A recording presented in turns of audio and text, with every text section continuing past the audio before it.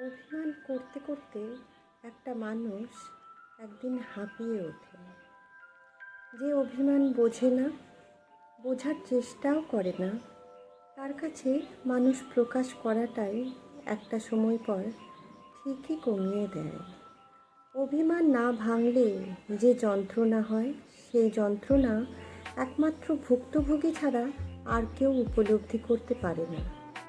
মানুষ অধিকার বোধ থেকে কারো কাছে প্রত্যাশা রাখে, আর যখন অভিমান, অভিযোগ এগুলো মুখ থুবড়ে পড়ে থাকে মনের এক কোণে, মানুষ তখন নিজেকে অসহায় মনে করে।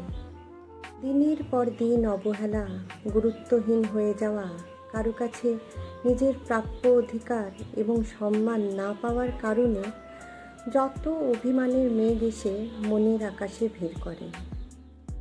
দু চোখে বৃষ্টি নামতে নামতে একটা সময় পর মেঘও কেটে যায়, তবুও মনের এক কোণে আক্ষেপ নামক জিনিসটা থেকে যায় আমৃত্যু।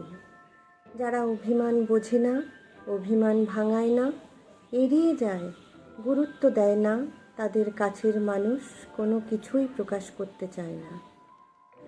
ভালোবাসার মতো অভিমানেরও গভীরতা অনেক। যারা ভালোবাসা বোঝে তারা অভিমান বোঝে, আর যারা অভিমান বোঝে না তারা ভালোবাসাটাকেও গুরুত্বহীন ভেবে মানুষের বিশ্বাস, অনুভূতি এবং আবেগকে ভ্রুক্ষেপও করে না, খেলা করে।